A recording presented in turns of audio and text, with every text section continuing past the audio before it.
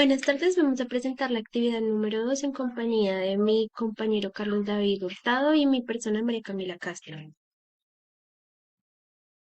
Bueno, el Estatuto Tributario se divide por 8 libros, donde el primer libro nos habla sobre el impuesto a la renta y los complementarios, dividido por 6 títulos, y cada uno está compuesto por diferentes capítulos para poder entender mejor de qué nos habla el impuesto sobre la renta.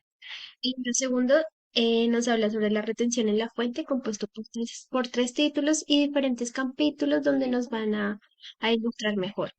El libro tercero, que es el impuesto sobre las ventas, tiene 9 títulos y este no contiene capítulos, sino directamente en los títulos podemos encontrar toda la información requerida.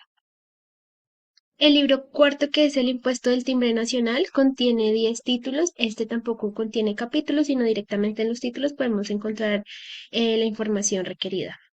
Libro quinto nos habla sobre el procedimiento tributario, sanciones y estructura de la Dirección Nacional de Impuestos Nacionales. Bueno, está conformado por 11 títulos y algunos de estos títulos contienen capítulos para la mejor comprensión de los impuestos nacionales. El libro sexto nos habla sobre el gravamen de los movimientos financieros. Está conformado desde los artículos 870 al 881. Bueno, el libro séptimo habla sobre el régimen de las entidades controladas del exterior. Contiene 2 títulos, que el primero es de entidades controladas del exterior y el segundo son régimen de compañías holding colombianas en el impuesto sobre las rentas y las ganancias ocasionales.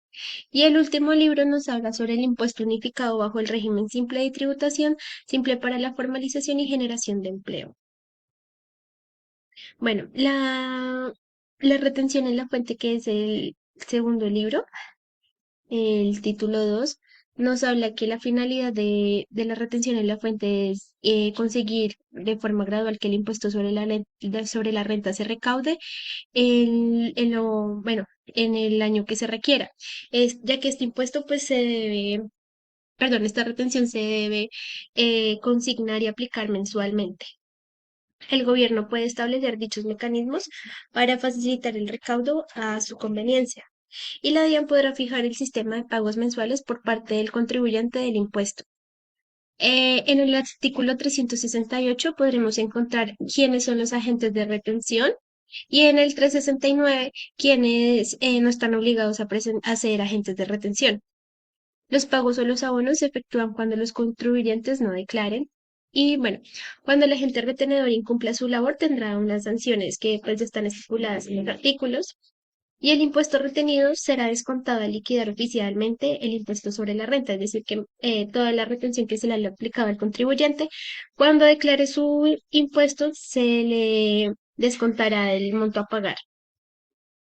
Bueno, agentes retenedores. ¿Quiénes son? Son las personas jurídicas o naturales designadas por la ley para efectuar retenciones y ser el intermediario para recaudar el impuesto. Sus responsabilidades son que está la obligación del agente de retención es retener, consignar lo retenido y certificarlo, y tiene la responsabilidad penal. Si no consigna los valores dentro del tiempo establecido, deberá pagar unos intereses y unas moras y sanciones.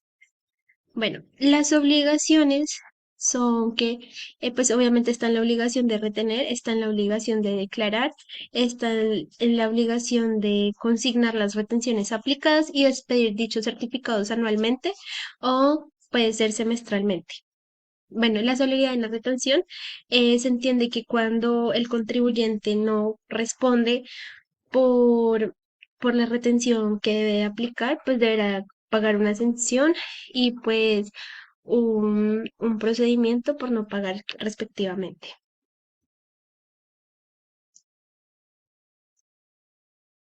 Y acá tenemos un ejemplo de un certificado de retención en la fuente, bueno, para el año grabable 2010. Entonces, en el Estatuto Tributario, más exactamente en el artículo 379, nos dice qué disposiciones legales debe tener dicho certificado. Y es que, pues, primeramente debe ir bien diligenciado, debe tener el año grabable y la ciudad donde fue consignada la retención, apellidos apellidos y nombres de la persona asalariada con su respectivo cédula o NID, apellidos o razón social de quien está siendo el agente retenedor. cédula o NIT del agente retenedor, dirección del agente retenedor, los valores pagados y a veces la firma. Y bueno, siguiendo con el punto 4, tenemos el abono en cuenta, que básicamente es el concepto que se usa para registrar una compra, ya que se trata de consignar en la contabilidad cualquier movimiento o hecho económico sucedido que se debe reconocer. También este concepto tiene como principio la causación, donde la operación se contabiliza cuando sucede independientemente de si hay un pago o un desembolso de dinero. También corresponde al reconocimiento contable de las obligaciones, como por ejemplo es el pago de la retención en la fuente. Y bueno, siguiendo con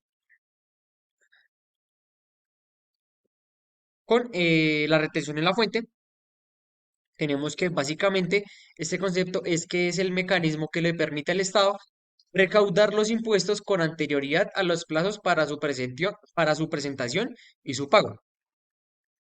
Esta retención en la fuente tiene dos características, como es la base gravable, que es el valor o el monto sujeto a la retención. Como por ejemplo, la retención de este año es de 1.145.000 por base de compras. Y también hay una tarifa que es el porcentaje aplicable a esta base gradable con el que se determina la retención en la fuente. Por dar un ejemplo también de este año, que la base por compras, que es de 1.145.000, y estas tarifas van a cambiar si son personas declarantes o no declarantes. Las declarantes pagarán el 2,5 y el no declarantes el 3,5. Bueno, por otro lado tenemos la retención para asalariados, que básicamente está compuesta por una tarifa progresiva según el monto del salario sujeto a la retención en la fuente. También esta retención se aplica por salarios sobre ingresos, por rentas de trabajo provenientes de una relación laboral regulada por un contrato de servicios. Y por último, también toda persona o empresa que realice pagos laborales debe actuar como un agente de retención sin considerar ningún requisito especial como monto o ingresos o patrimonio. Por otro lado, las deducciones que disminuyen la base de retención en la fuente en los salarios, como dice el Estatuto Tributario Colombiano, es que primero el pago por intereses o corrección monetaria por el préstamo de vivienda o el costo financiero en virtud de un contrato de leasing habitacional. Segundo, tenemos los pagos realizados por una medicina prepagada o unos seguros de salud. Y por último, tenemos una deducción por dependientes.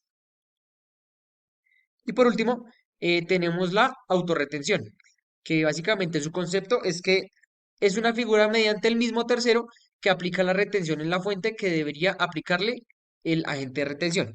Es decir, que el autor retenedor es la persona o contribuyente que se practica a sí mismo la retención en la fuente.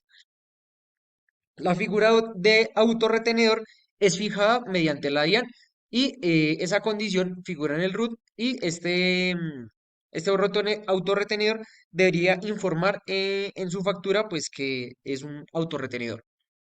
Y las condiciones para ser un autorretenedor es que debe tener unos ingresos brutos en el año grabable anterior superiores a 130.000 VTs, también de 50 clientes que le practiquen retención en la fuente y, por último, encontrarse al día en el cumplimiento de sus obligaciones tributarias aduaneras y cambiarias.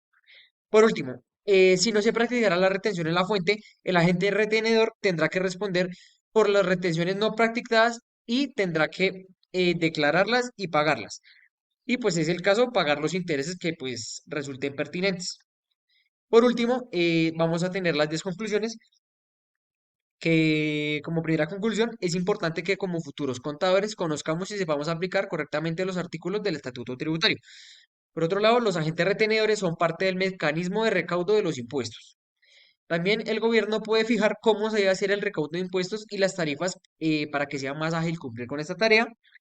También debemos estar en contraste con la actualización con el estatuto tributario. También es importante tener claro cuáles son los derechos y obligaciones de los declarantes. También que la retención en la fuente es el mecanismo por el cual son recaudados los impuestos con anterioridad a los plazos. También que la retención en la fuente funciona con cualquier transacción que se intercambia por un producto o un servicio.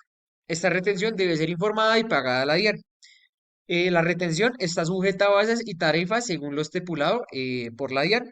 Y por último, la autorretención es practicada por el mismo sujeto, el cual está adquiriendo un bien o un servicio. Y por último, tenemos nuestras referencias bibliográficas y gracias por ver el video.